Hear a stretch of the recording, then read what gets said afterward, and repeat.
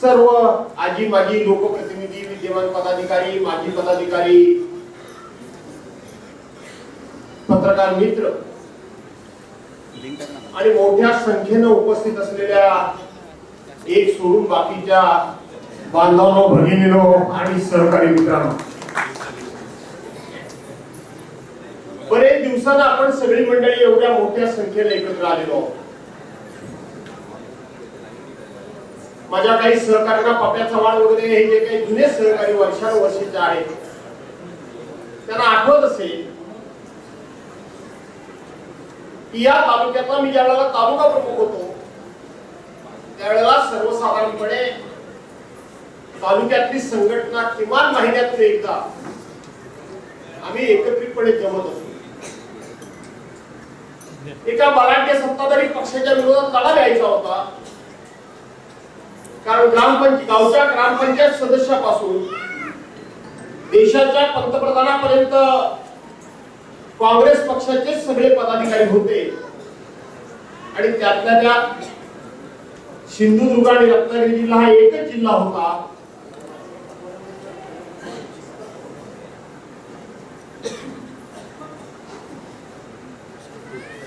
त्या सगळ्या दोन्ही जिल्ह्याचे मिळून सगळ्यात महत्त्वाचे पदाधिकारी हे आपल्या चिपळूण तालुक्यामध्ये होते. म्हणजे दोन्ही जिल्हा काँग्रेस पक्ष ज्यावेळेला एकत्रित होता त्यावेळेला टीके शेटे नावाचे फार मोठे उच्च उत्तुंग अशा प्रकारचे व्यक्तिमत्व त्यावेळेला या दोन्ही जिल्ह्याचे एकत्रितपणे अध्यक्ष होते. त्यानंतर संपूर्ण काँग्रेस पक्षाची एकंदरीत त्यावेळीची जर परंपरा तुम्ही पाहिली तर जिल्ह्याचे अध्यक्ष हे आपल्या चिपळूण तालुक्यातलेच असायचे. खासदार जर तुम्ही बघितले तर जवळजवळ बहुतांशी खासदार आपल्या चिपळूण तालुक्यातूनच झाले. अशा प्रकारच्या एका बलाढ्य पक्षाबरोबर त्या काळामध्ये शिवसेनेचं अस्तित्व निर्माण करणं, शिवसेना उभी करणं, शिवसेना तर होती परंतु त्या शिवसेनेला प्रत्येक क्षेत्रामध्ये सत्तास्थानी घेऊन जाणं हे एक तालुका प्रमुख म्हणून माझ्यासमोर खूप मोठं आव्हान होतं, माझी खूप मोठी जबाबदारी होती. आणि ती जबाबदारी पाडायची असेल तर छत्रपती शिवाजी महाराजांच्या शिवनीतीप्रमाणे आपले लोक हे सर्वांना तरबेज करायला हवे, हे सर्वांना जाणकार करायला हवे. लढाई जर लढायची असेल तर आपली ताकद कमी आहे, यश मिळवायचं असेल तर बुद्धी चातुर्य वापरलं पाहिजे, यश मिळवायचं असेल तर खूप मोठ्या प्रमाणामध्ये व्यवस्थितपणे डावपेच आखले पाहिजेत आणि ते डावपेच यशस्वी केले पाहिजेत आणि त्याचं मार्गदर्शन हे आपल्या सहकार्यांना असलं पाहिजे.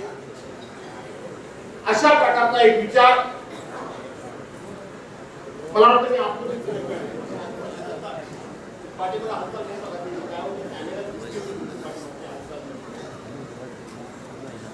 अशा एका विचारांना आम्ही एकत्रितपणे बसत असू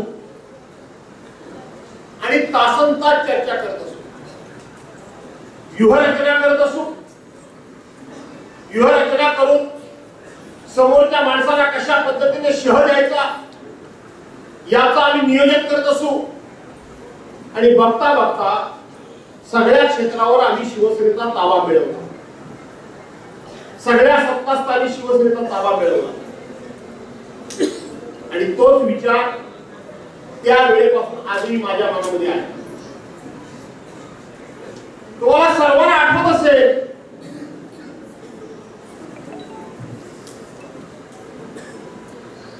की मी केवळ माझी निवडणूक बघत नाही, किंबहुना माझ्या निवडणुकीची काळजी मी कमी करतो आणि जे सहकारी आपल्याला मदत करतात, आपल्याला निवडून आणतात त्यांची निवडणूक ज्या वेळेला येते त्या वेळेला ती निवडणूक जिंकण्याकरता मी माझं पद बघत नाही, मी माझी पोझिशन बघत नाही, ती समोरच्या माणसाची निवडणूक कुठली आहे याचा मी विचार करत नाही.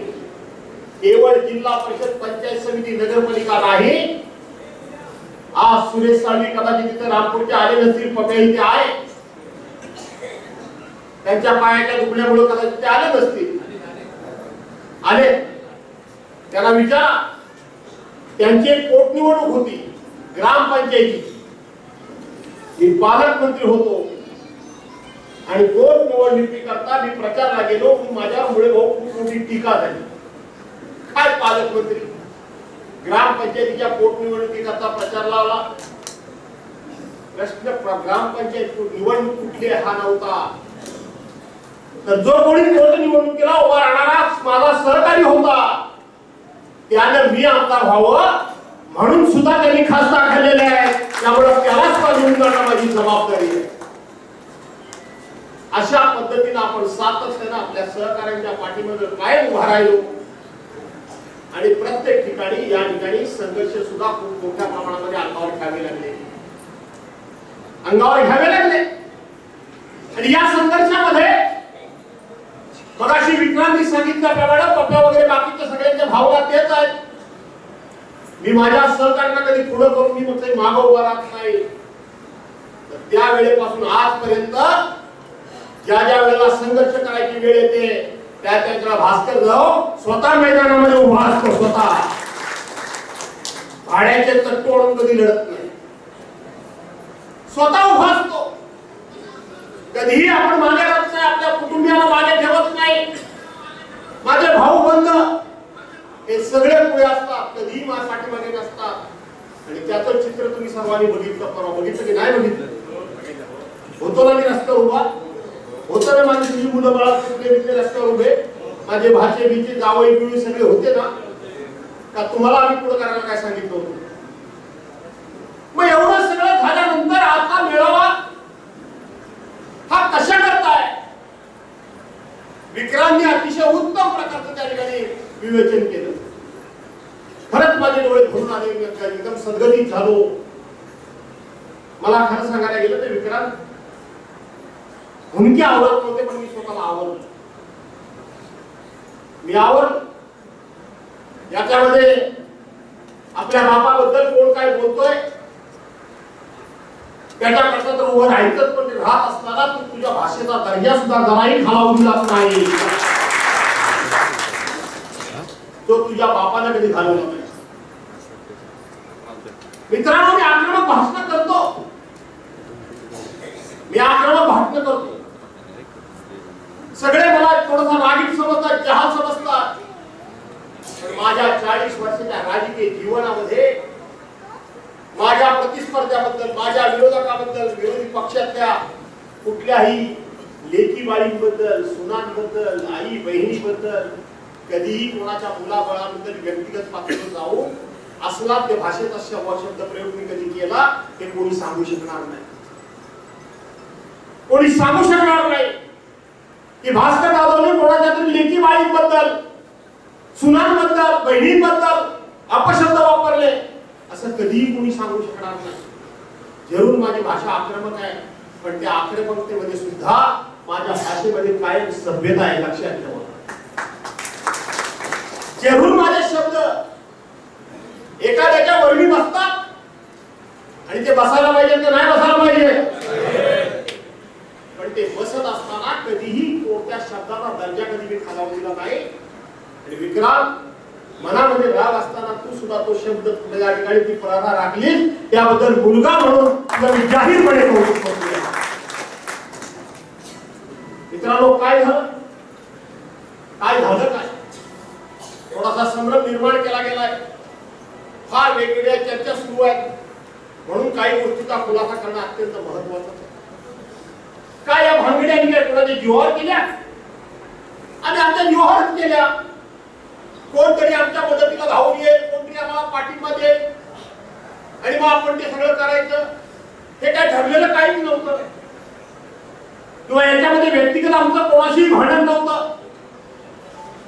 नव्हतं, परंतु गेले 1.5-2 वर्ष ज्या पद्धतीने आपले पक्षप्रमुख या पक्षप्रमुखांबद्दल, त्यांच्या कुटुंबियांबद्दल ज्या घाणेरड्या शब्दामध्ये सातत्याने बोललं जात आहे, हे तुम्हाला मान्य आहे? याचा प्रतिकार करायचा नाही? याला त्या शब्दाचं कधी कधी उत्तर द्यायचं नाही, दिलं पाहिजे का नाही दिलं पाहिजे? काय लागतं बाहेर बॅनर? बॅनर लागतात टायगर आलाय, चुकीला माफी नाही, बदला घेतला जाईल, हिशेब चुकता केला जाईल, वगैरे वगैरे वगैरे अशा प्रकारचे बॅनर लागतात. कोणाच्या बॅनर लागतात? राष्ट्रीय पक्षाचे, एका राष्ट्रीय पक्षाचे, भारतीय जनता पार्टीचे, ज्या विश्वगुरु म्हणून त्यांच्या पक्षाचे समजतात त्या विश्वगुरूंचा फोटो, त्यांची निशाणी, त्यांचे पक्षाचे अधिकृत पदाधिकारी अशा प्रकारच्या ज्यावेळेला फोटो लावतात, अशा प्रकारचे आव्हान देतात, जिकडे तिकडे प्रसिद्धी करतात, टीझर प्रसिद्ध करतात, त्यावेळेला भास्कर जाधवच्या पाठीमाग 40 वर्षाची पुण्याई उभी राहिल्याशिवाय राहणार नाही. ती उभी राहिली परवा त्यांची पुण्याई पाठीमाग. त्याबद्दल योग्य ठिकाणी मी बोलेन. आता माझा तो विषय नाही. माझा विषय एवढाच आहे की थोडस घरभेदी, जे घरभेदी आहेत ना त्यांनी थोडा संभ्रम निर्माण केला. काही ठिकाणी बोलले, ते म्हणाले काय करा गरज होती त्या सिंधुदुर्गात जाऊन भास्कर जाऊन बोलायची. ते बोलले आता मी भाषा कुठली वापरली, त्यांच्यासारखी भाषा मी वापरली. ते बोलले, ते आता इकडे येऊन बोलले, आता भांडण झाली, आता ह्यांचा खर्च कोणी करायचा, म्हणजे हा घरात, आणि ह्याला काळजी नेली खर्चाची, हा खर्च कोणी करायचा. अरे वा, तुला कोण गेला तुझ्या खर्चाचा विचार? हा कोण गेला कोण? आणि जे रस्त्यावर उतरले त्यांचा विश्वास माझ्यावर आहे, तुझ्यावर नाहीये. मला धक्का बसला 40 वर्षाच्या राजकीय जीवनामध्ये. अनेक वेळा अशा प्रकारचे संघर्ष झाले. हे बाबूराव बाबू इथं बसले, बंधू टाकळ्याला हयात नाही, माझे आमदार आमचे बापूसाहेब खेडेकर हयात नाही, विलास सैतोडेकर वगैरे ही मंडळी आहे. ज्या वेळेला माझं नेतृत्व पुढे आलं त्यावेळेला खूप मोठे अशा प्रकारचे संघर्ष झाले. पण त्या संघर्षामध्ये कदाचित मदतीला धावून मिळाले, यांनी कधी विरोधकांना हात मिळवून नाही. ते म्हणजे जाऊ दे, त्याचा तो काय तो करतोय, त्याचा तो निस्तरी, काय हरकत नाही. पण या वेळेला लक्षात ठेवा, उशाजवळ साप ठेवून झोप कधी येत नाही. उशाजवळ साप जर असेल झोप येईल तुम्हाला? येणार नाही. काय झालं पोलीस स्टेशन मध्ये? कोण जात होतं पोलीस स्टेशन मध्ये? याद्या घेऊन कोण जात होता? आणि सांगत होते हा आमचा नाही, हा भास्कररावांचा आहे, हा आमचा नाही, हा भास्कररावांचा आहे. ह्याला बाहेर काढा, ह्याला बाहेर ठेवा, ह्याला अटक करू नका. कोण सांगत होतं? माझ्या 40 वर्षामध्ये मी पहिल्यांदा बघितलं मी 40 वर्षामध्ये. काय झालं काय? आज इथं अशोकराव नवाडे बसले. अशोकराव नवाडे आमचे, त्यांना तेवढं बाहेर ठेवा. तो गोट्या मोरे तुम्हाला माहित आहे, त्याच्या सख्या बहिणीचं लग्न होतं. त्याच्या सख्या अशोक नवाडे तिथं नव्हते भानगडीला. ते रस्त्याच्या पलीकडे चहाच पित होते. मी नंतर सगळ्या माहिती घेतल्या. तो गोट्या मोरेच्या घरी लग्न, त्याच्या सख्या बहिणीचं 22 तारखेला त्याच्या बहिणीचा साखरपुडा होता शिरळमध्ये. मी या सगळ्यांच्या घरी 11 लोकांच्या घरी भेटायला गेलो. स्वाभाविक आहे, आईला वडिलांना वाटणारच. म्हटलं काळजी करू नका, 22 तारखेला गोट्या कुठल्याही परिस्थितीमध्ये तुमच्या घरी येईल बहिणीच्या साखरपुड्याला. कारण जामीन झाला होता, फक्त ऑर्डर हातात मिळत नव्हती. ऑर्डर करता किती दिवस गेले. 22 तारखेचा साखरपुडा झाला, गोट्या सुटू शकला नाही. 23 तारखेला मी रामटेकला होतो, विदर्भाच्या दौऱ्यावर होतो. 22 तारखेला मी इथून गेलो, 23 तारखेला गेलो. 23 तारखेला जामीन होणार होता, तोही झाला नाही. 24 तारखेला सख्या बहिणीचं लग्न होतं. सख्या बहिणीचं लग्न होतं. काय घरात प्रसंग असेल विचार करा. कुठे चंद्रपूर, कुठे गडचिरोली, कसा आवाज असेल ते माझं मला माहिती आहे. आलो बायकांच्या लग्न मंडपात गेलो फडके मॅडम डायरेक्ट आई गदगदा राहत होती, बायको गदगदा राहत होती. लग्नाला उपस्थित राहिलो आणि जाऊन त्यांना आपल्या खोलीमध्ये सगळ्या कुटुंबाला बोलवलं. आई रडणारच, त्याची बायको रडणारच. त्यांच्या वडिलांचं मला कौतुक करायचं आहे, त्यांच्या वडिलांचं कौतुक करायचं. त्याच्या वडिलांनी सांगितलं कशाला रडताय, गोट्या नाही आला तर काय झालं, म्हणजे हेमंत नाही आला तर काय झालं. अगं गोट्याचा दुसरा अवतार म्हणून भास्करराव हाच आपला गोट्या आहे. तो पक्षाचा कार्यकर्ता नव्हता. कोण यावर एकटं देते, कोण हा उमेश कथा देतोय. त्याचे वडील त्यांच्यावर आरोपपत्र होतं. उमेश खता ते आमचा आहे, त्याला बाहेर काढा. त्याचे वडील भास्कररावांचे आहेत, त्याचे वडील भास्कररावांचे आहेत. हा आमचा आहे. कोण सांगत होतं हे सांगत होतं कोण. हे माझी लढाई, मला हात काय विचारायला आहे तुम्हाला. तो संघर्ष माझा व्यक्तिगत होता की तो पक्षीय होता. पक्षीय होता ना. हा माझा तो तुझा काय प्रकार आहे यानंतर आपण सोडवण्याचा प्रयत्न केला. पोलीस तर काय, पोलीस आता सध्या लाचारच झालेले. त्याच्यात पोलीस पण राहिले काय, ते सध्या पोलीस सांगावं काम धर बस की बस उठ की उठ, नुसता नावा ड्रेस आहे म्हणून ते पोलीस. बाकी पोलीस नावा काढून नाही.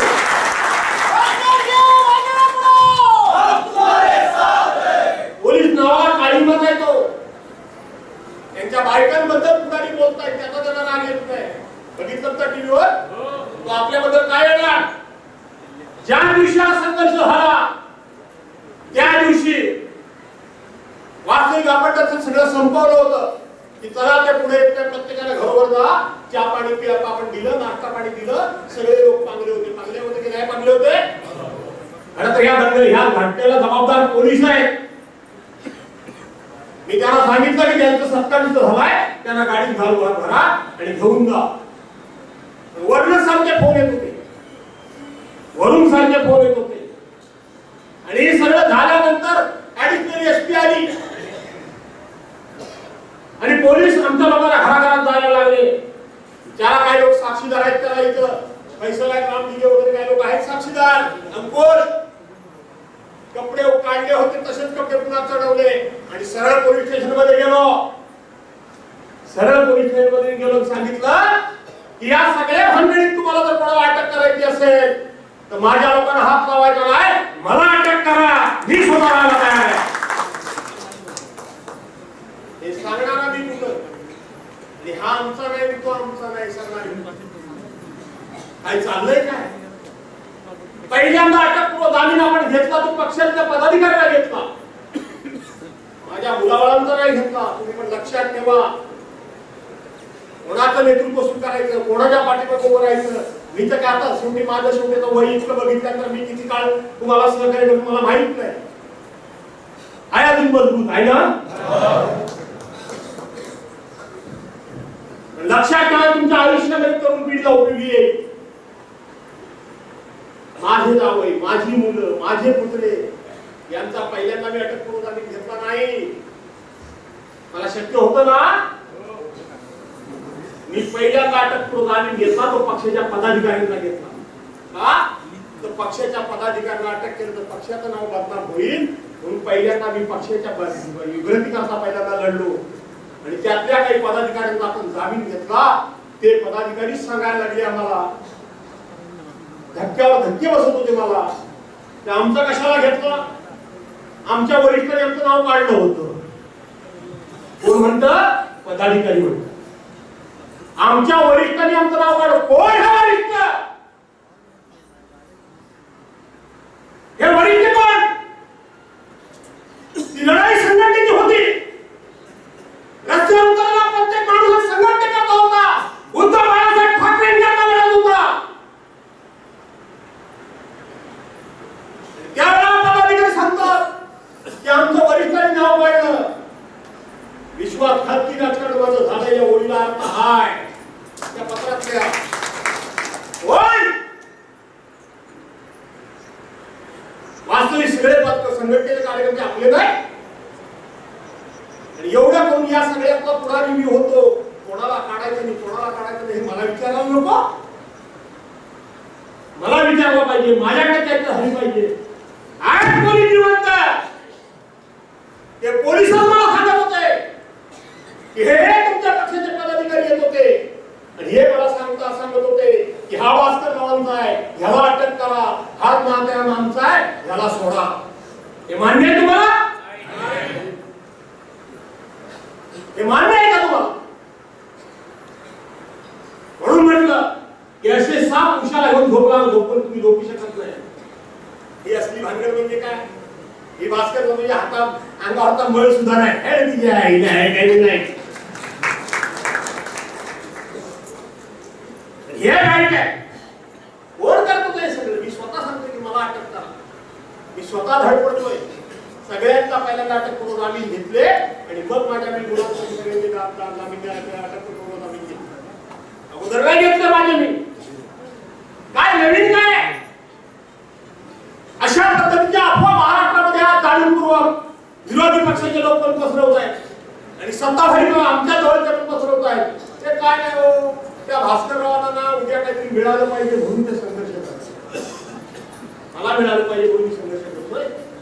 मला त्याचाही आज खुलासा होणं गरजेचं आहे. तुम्हाला काय वाटतं? उद्या उद्धव साहेबांची सत्ता येणार आहे का नाही येणार आहे? नक्की ना? तुम्हाला काय वाटतं ते मला काही मिळेल?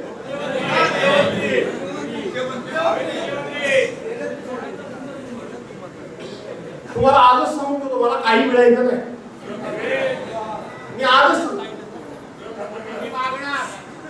आणि मी त्याच्याकरता लढतच नाही. त्यामुळे मला त्याचं काही दुःखच नाही. कारण ज्याची अपेक्षा मी केली नाही ते मला मिळणार नाही तर दुःख नाही मला वाटणार आहे. मला असं वाटतं त्यावेळेला मग अशी चर्चा होती भास्कर बरोबर आक्रमण जास्तच आहे, तो रागीट आहे भयंकर.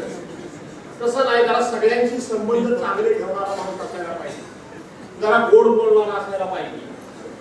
हा जरा थोडासा गरम डोक्याचा माणूस आहे म्हणून ह्याला नको. म्हणजे दुसऱ्या पक्षाशी संबंध ठेवणारा म्हणजे हात मिळवणारा चोर पाहिजे. काय झालं काय? तुम्हाला आज सगळ्यांना मी सांगून टाकतो, मी जो लढतोय तो काहीतरी मिळणार आहे म्हणून लढणार नाही आणि लढत पण नाही. अरे मिळायचं असतं तर मला 2019 साली मला मंत्री करायला हवा होता का नको होता? सगळ्यात सिनियर कोण होता? मीच होतो ना. पूर्वी शरद पवार साहेबांनी मला मंत्री केलाच होता ना. इथं मला केला. मी कधीतरी माझ्या भाषणामध्ये कधीतरी याचा उल्लेख केला?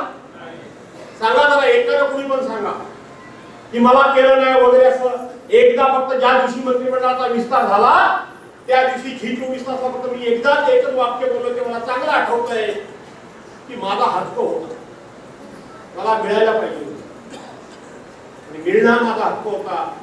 परंतु माझ्यावर अन्याय शब्द मी वापरला नाही, तुम्ही बोलतो त्याच्यावर त्यांनी पुढचा प्रश्न विचारला की तुम्ही नाराज आहात काय?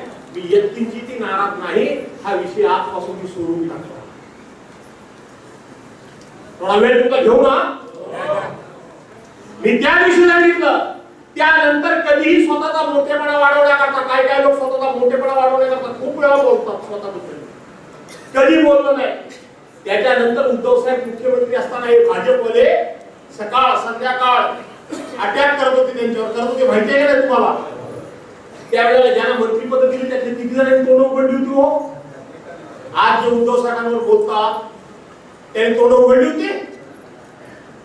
मी गप्प होतो, मला मंत्रीपद मिळालं नाही म्हणून जाऊ दे मला काय करायचं असं मी कधी केलं?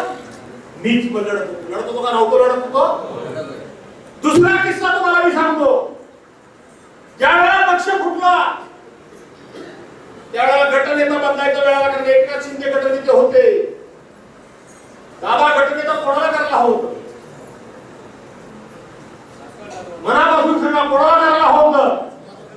विधानसभेमध्ये आज कोणाचा आवाज आहे?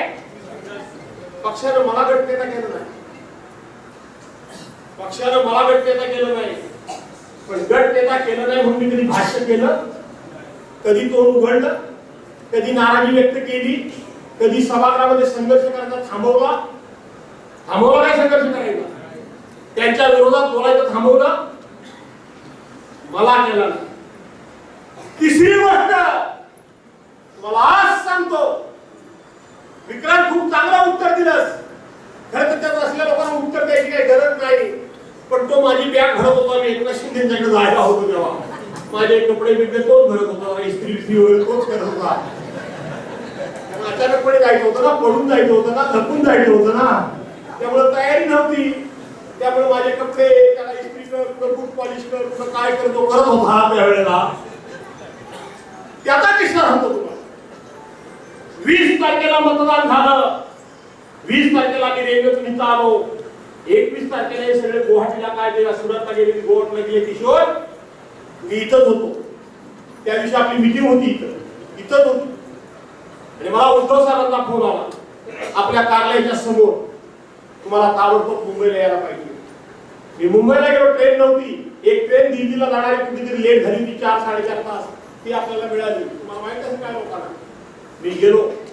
खरं तर पनवेलवरनं डायरेक्ट आम्हाला तिकडे घ्यायची वास्तविक ट्रॅफिक मोकळं ठेवायला पाहिजे होतं, ते ठेवलं नाही, वेळ झाला. आणि उद्धव साहेबांच्या वर्षामागल्यावर बैठक झालेली होती. मी हे कधी माझे स्वतःचे किस्से मी कधी बाकीच्यांसारखे सांगत नाही की आम्ही उद्धव साहेबांच्या मागे निष्ठेने कसे आहोत, आमच्यावर काय काय होतंय, हे कधीच मी सांगत नाही. आज सांगण्याची वेळ आली.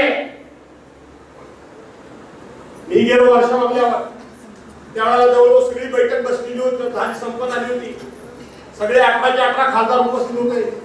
पहिल्या टप्प्यातले 17-18 आमदार फक्त गेले होते, बाकी सगळे आमदार तिथे उपस्थित होते. बाकी सगळे आमदार उपस्थित होते. तिथे हे बॅग भरणारे पण आमदार उपस्थित होते. वाटली रात्री बॅग भरायला होती, तेव्हा होती भरायची बॅग भरणारे. लक्षात आलं तुमच्याकडे नाही? ते पण माझी बॅग भरणार होते. तेव्हा काय भरायचं ठरलं नव्हतं, त्यामुळे इस्त्री काय करायची नव्हती, मीटिंगला होती. ते होते. सगळ्यांचं मी ऐकून घेतलं, सगळ्यांचं. मी शांतपणे बसलो होतो. तुम्हाला अभिमान वाटायला मी पुढचं वाक्य सांगितलं, आणि तो वाटायला हवा. ज्याला खऱ्या अर्थानं स्वाभिमान काय तो कळतो, निष्ठा काय ती कळते, प्रक्षेपण काय ते कळतं, आणि ज्याला खऱ्या अर्थानं भास्कर जो काय तो माहिती आहे, त्यांना अभिमान वाटेल असं पुढचं वाक्य सांगतो मी तुम्हाला. सगळ्यांचं ऐकून घेतलं, मी काही बोललो नाही. आणि त्यांचा आग्रह होता की आपण बीजेपीकडे जाऊ, अमुक करू तमुक करू. त्यांना ते काय बोलायचे बोलत होते. ह्या एकट्या भास्कर जाऊन सांगितलं, उद्धव साहेब तुम्ही पक्षाचे पक्षप्रमुख आहात, तुम्ही आमचे नेते आहात, तुम्ही राज्याचे मुख्यमंत्री आहात, तुम्ही काय निर्णय घ्यायचा हा सांगणारा मी कोण? बरोबर आहे का नाही? निर्णय तुम्ही घ्यायचा. तुम्हाला काय वाटतं तो निर्णय घ्या, पण मला असं वाटतं की तुमचा निर्णय घेण्यापूर्वी मला माझी भूमिका स्पष्ट करणं आवश्यक आहे. म्हणून मला आता माझी भूमिका स्पष्ट केली पाहिजे, ते मी करतो. म्हटलं की जेव्हा तुम्हाला वाटेल तो सांगतो तुम्हाला. आता ती भूमिका स्पष्ट करतो. तुम्ही कुठेही जा, पण तुम्ही, मी नंतर माझी भूमिका स्पष्ट केली तर मला भास्कर जाऊन फसवलं. म्हणून आत्ताच सांगतोय की तुम्ही कुठेही जा, पण तुम्ही जर भाजप बरोबर गेला तर भास्कर जाधव तुमच्या बरोबर नाही.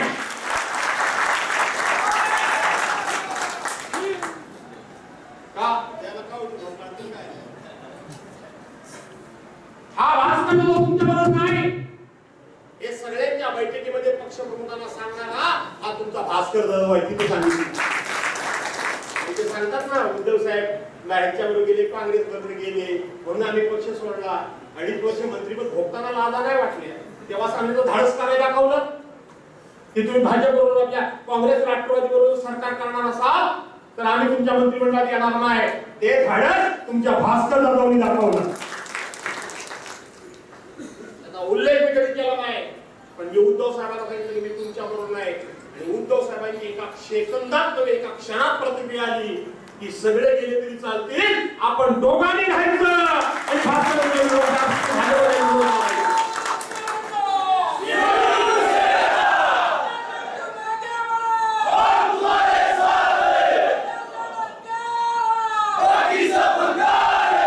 आपण दोघे राहिलो तरी चालेल, आपण दोघांनी मिळून, आपण दोघांनी मिळून भाजपच्या विरोधात लढायचं. आज जो भास्कर जाधव लढतोय तो मंत्री सदा करता नाही, तर आपल्या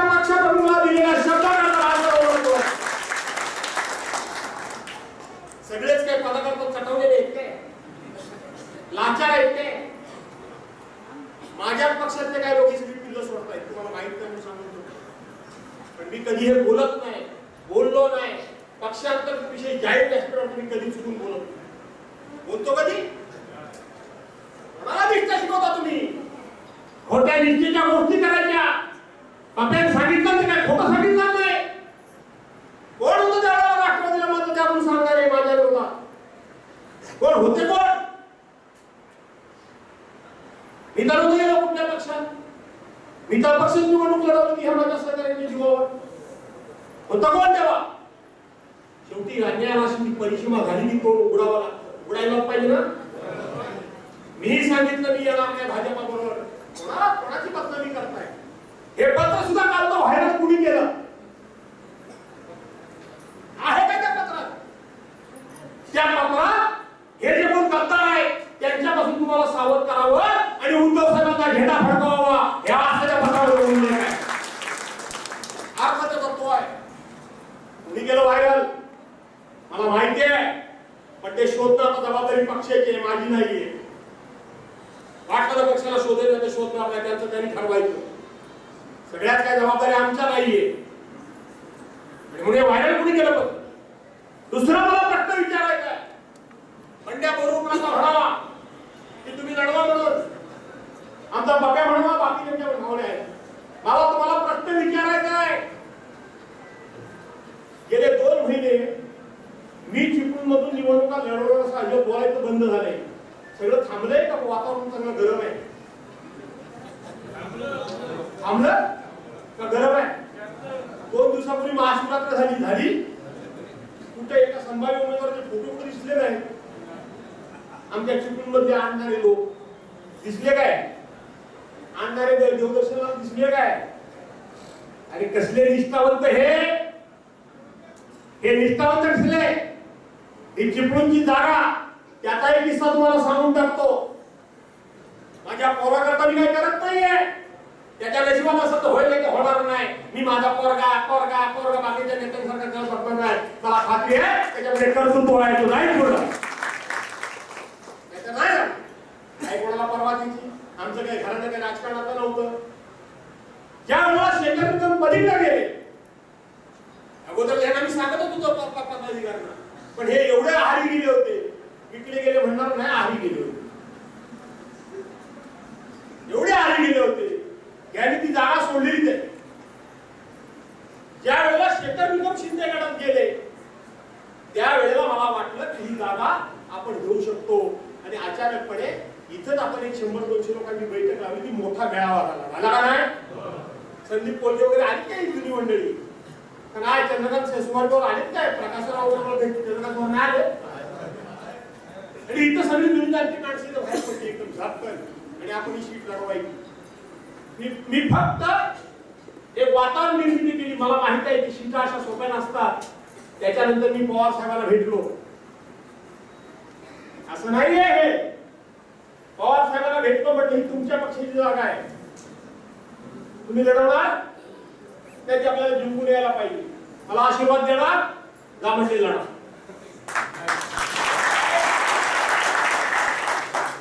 योगायोगाने त्यांच्या पक्षाची जयंत पाटील आले अध्यक्ष. मीच सांगितलं म्हणजे जयंतराव साहेबांकडे अशाशी मी आशीर्वाद मागितले. जयंतराव म्हणाले की ते आम्हाला कोकणात सीट नाही, इकडे नाही, तिकडे नाही. पवार साहेब म्हणजे जिंकून भास्कर दौड येतो जा. काय वाईट काय केलं मी? तिथून मी माझ्या पक्षप्रमुखांना उद्धव साहेबांना जाऊन भेटलो. साहेब ही अशी जागा आहे. ती जागा जरी त्यांची असली तरी तुम्ही मला जर म्हणत असाल तर मला मी पवार साहेबांकडे ही जागा सोडून घेऊ शकतो. उद्धव साहेब मला म्हणजे ठीक आहे. एकदम किडा कोणाच्या वळवळला नंतर माझं नाव कुठल्यानंतर कोणाच्या किडा वळवळला. आता तो किडा कुठं मिळाला? काय गेला कुठं किडा तो? त्याच्यानंतर या सचिन कदमला मी विचारलं, तुमच्या माहिती करता सांगून ठेवतो का रे तू जो काय नेहमी सांगतोस मी निष्ठावंत आहे, मी निष्ठावंत आहे, मी निष्ठावंत आहे. तुझ्या निष्ठा मी बऱ्याच बघितले, त्यामुळे तुला न्याय मिळाला पाहिजे. लढ ते हो आमच्याकडून काय होत नाही, आम्ही काय नेहमीच नाही. मी विचारलं हे प्रशांत यादव वगैरे जे आता काही इच्छुक आहेत तो विषय आहे, त्यांच्या घरी मी गेलो. भास्कर जो राजकारणात धावपेश व्हायला कमी नाही आहे. त्यांच्या घरी गेलो. त्यांना म्हटलं तुम्ही इच्छुक असाल तुम्ही लढवा. ते म्हणजे गावावर जिंकून येत असेल तर तुमच्याशिवाय पर्याय नाही. मी रवींद्र मानेच्या घरी गेलो. मी सुभाष मानेला भेटायचा प्रयत्न केला होता मुंबईमध्ये होतो. बरोबर ना बंड्या? बरोबर ना पुन्हा? आता आणखी कोण दिवटा राहायला भेटायचं त्याला? यांना विचारलं हे आमच्या इथे बघा मोठी गोष्ट बाजूला प्रतापराव विचारलं काय प्रतापराव तो लढता काय जणा इथे काय चाललंय तुम्हाला माहितीये? निष्ठेच्या गोष्टी करायच्या. आम्ही फार निष्ठावंत आहोत. आम्ही इकडे मी तुम्हाला आज सांगू काय तुम्ही पण आयुष्यामध्ये एक तत्व पाळा. एक वेळ एखादा विचार परवडला नाही पटला नाही आपलं कोणाशी पटलं नाही सरळ बाजूला व्हा. त्याला आम्ही निष्ठावंत म्हणतो. आणि पक्षात राहून पक्षाची वाट लावतात त्याला काय म्हणतात?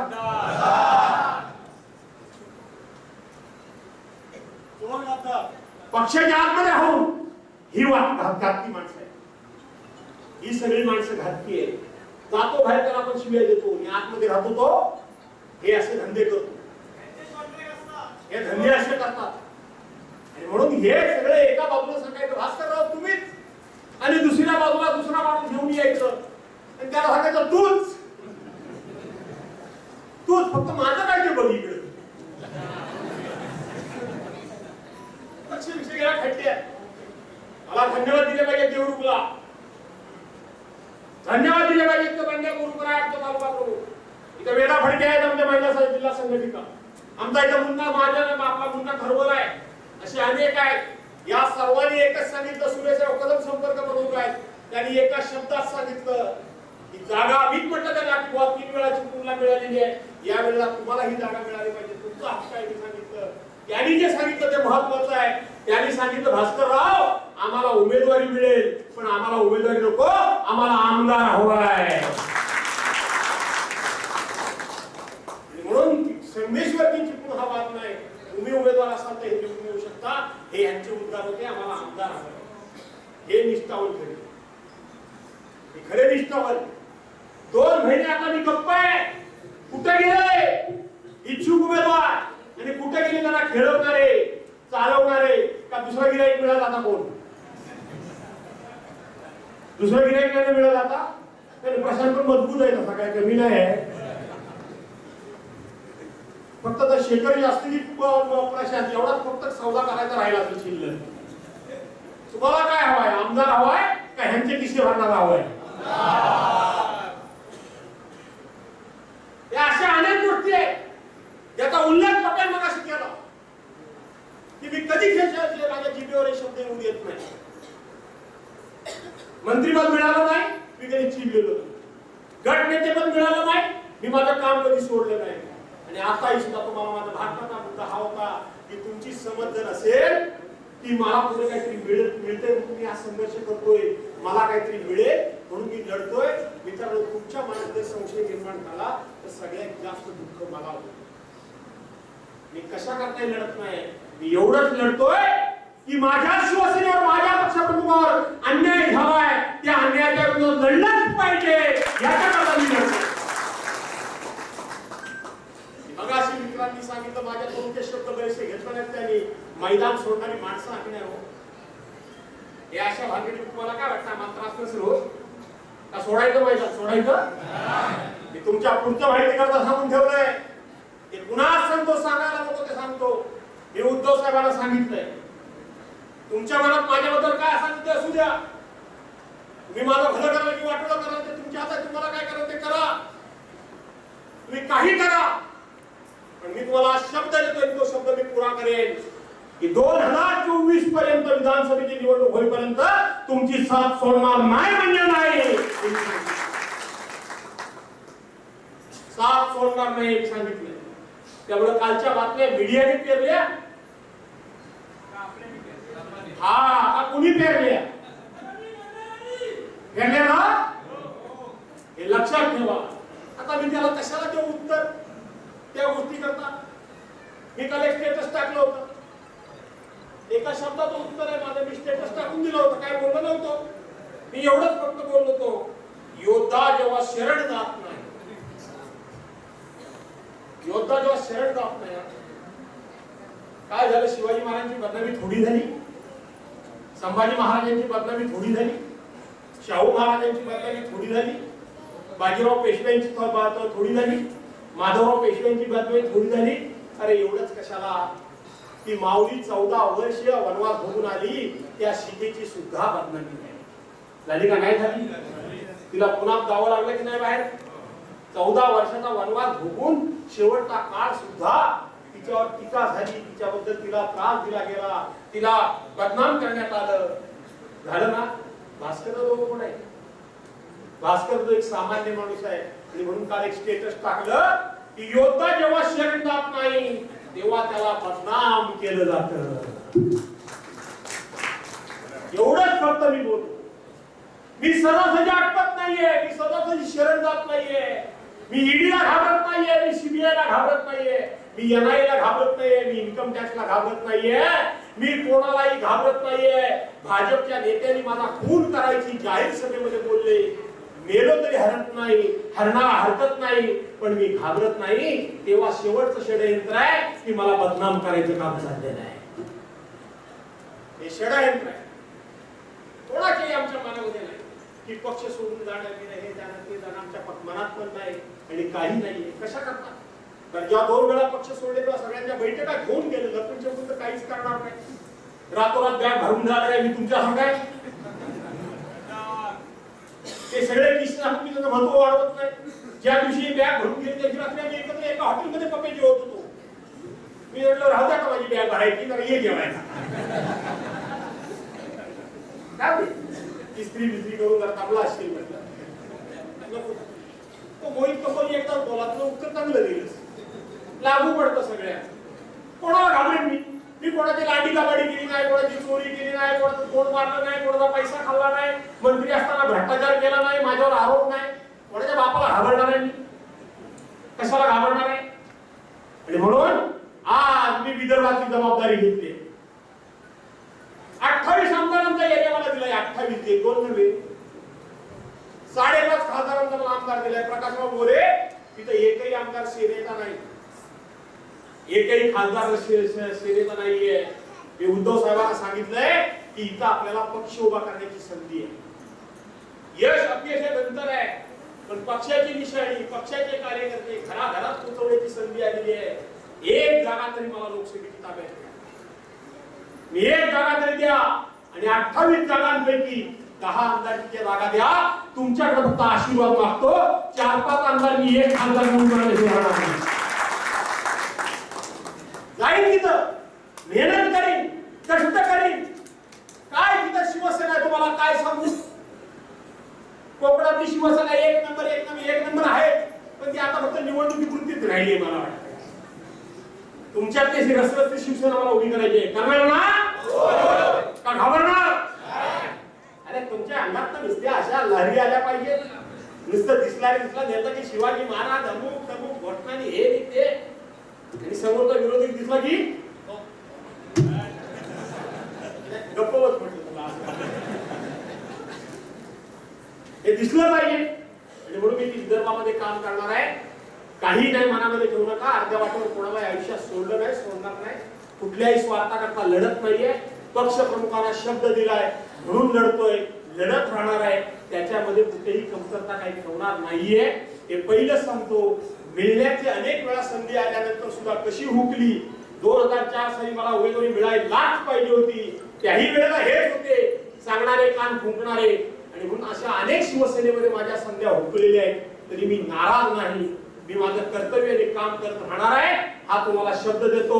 आणि म्हणून कुणीही जरी तुम्हाला सांगितलं की खरंच काय भास्करराव जातायत काय, अहो तुम्हाला अभिमान वाटेल. अख्ख्या विदर्भ मराठवाड्यातनं नुसते कोण साहेब, आता शेवटचा योद्धा तुम्हीच राहिले हो, नका हो जाओ. अरे म्हटलं माझा बाजीप्रभू देशपांडे झाला तर, माझा तानुश्री मानुश्री झाला तर. मी त्याला हेच सांगितलं. गमतीचा भाग होता. बाजीप्रभू देशपांड्यांचा इतिहास लिहिला गेला, मुरारबाजीचाच इतिहास लिहिला गेला, संभाजी कावजीचा इतिहास लिहिला गेला, त्या ठिकाणी जीवा महाराचा इतिहास लिहिला गेला, तानाजी मालुसरेचा इतिहास लिहिला गेला. त्यामुळे मी जरी गमतीनं बोललो असतो माझं तसं झालं, तर या शिवसेनेकरता तसं माझं झालं तर मी माझं भाग्य समजेन. मी माझं दुर्दैव माझं भाग्य समजेन.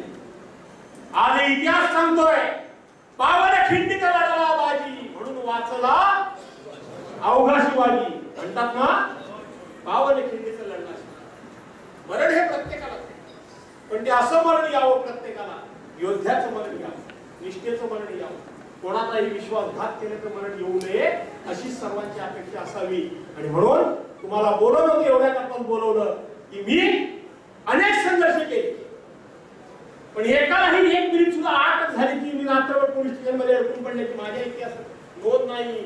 माझे 11 सदस्य गेले, त्यांचा विश्वासघात कुणी केला ते मला चांगलं माहिती, त्यांची नावं कुणी दिली ती मला माहिती आहे, त्यांच्या घरापर्यंत पोलीस कुणी घेऊन सोडले ते पण मला माहिती आहे. इथं आहे आमचा साबळे, दीपक साबळे, प्रकाश जाधव, दिलीप साबळे, प्रकाश जाधव, मोहन जाधव आहेत काय? मोहन जाधव कुठे आहे? मोहन जाधव तुमच्या घरापर्यंत कुणी माणसं घेऊन सोडली तुम्हाला माहिती आहेत ना? कोण घेऊन देत होता पोलीस स्टेशनला? येत्या भाजपवाले तर देतच होते, याचा विचार सुद्धा करायची गरज नाही मला. म्हणून या पिढी पाहिजे हे सगळ्यांना तुम्हाला एकत्र केलंय.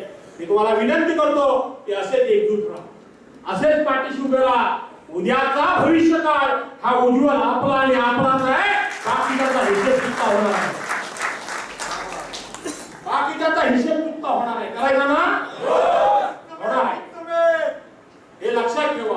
आणि म्हणून आता 14 तारखेला उद्धव साहेब येत आहे गुहागरला. सर्वांनी अशाच ताकदीने या. मला काय माहिती तर बोलवती हीच एवढी सभा झाली आणि काय सभा असते, बरोबर आहे का नाही प्रकाशराव? हो दादा, बरोबर आहे का नाही? आधी सभा वर जाऊन बघा चारी बाजूला काय माणसं उभी आहेत, काय उद्या त्या झाडा बिडा खाल्लं लांबून लांबून ऐकतात माणसं वाटणं. आणि म्हणून तुम्हाला शुभेच्छा देतो, पाठीशी उभे राहा. कुठलाही मनामध्ये किंतु परंतु काही शिल्लक ठेवूच नका.